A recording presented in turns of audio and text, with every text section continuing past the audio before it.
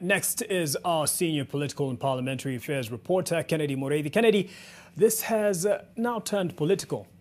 Mark, it's so huge that even it is threatening the very foundation, that is the political deal between President Uhuru Kenyatta and ODM leader Raila Odinga. And none of them actually wants to take a back seat and look at everything as it is happening, because now senators are also looking at it as their political future. This is a story that I prepared. Take a look. 2 years ago, about 60 Mount Kenya legislators met in Naivasha to discuss the revenue-sharing formula, which is now causing divisions. And their argument, just as is now, is that they deserve more for having a large population. We know that Mount Kenya region contributes over 60% of our country's GDP. Yes. Yet only 20% comes back to its people. Yes. To the MPs and other influential leaders, the first and second generation formulas disadvantaged the region's huge population. The first two formulas had put emphasis on land, assigning it a share of 8% of the shareable revenue, thus assigning colossal amounts to the regions with huge land masses. The contested formula has placed emphasis on demographics. Kunaweza kuwa kuna constituency moja kubwa kule inaitwa North Horr ambayo iko kama Mount Kenya yote. Hatuwezi sema ile pesa ambayo itaenda North Horr itoshane na ile pesa itaenda Mount Kenya yote, na Mount Kenya wale watu ndio hutoa ushuru, sio eneo ambalo linatoa ushuru. That revenue allocation is a political process, much as it is a constitutional one, has not helped in finding a common ground.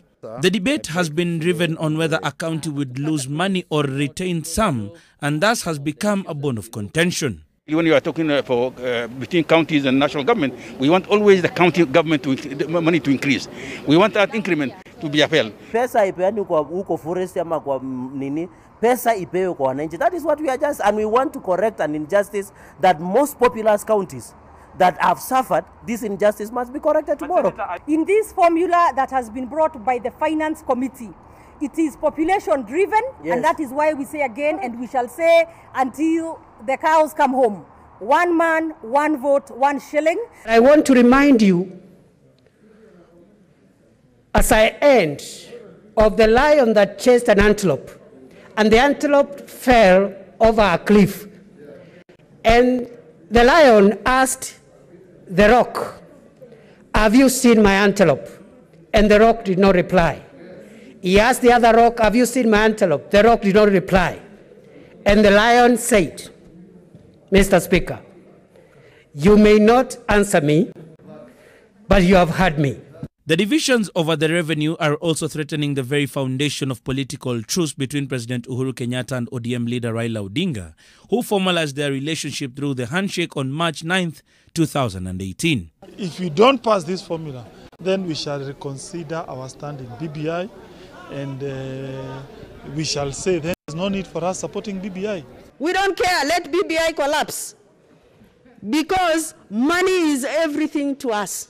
While Raila has openly rejected the committee amendment and called for the adoption of the CRA formula as it were, President Uhuru Kenyatta remains silent on the matter. I am advising the current president to be more accessible for us to be enabled us to solve these problems.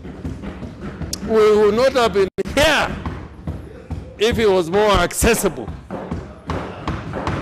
I'm telling you without being afraid.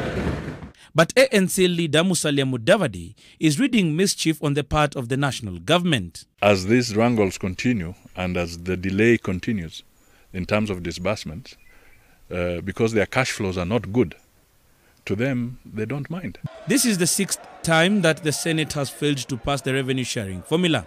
The House will convene one more time next Tuesday to debate the motion, but the politics of resource allocation may still stand in the way.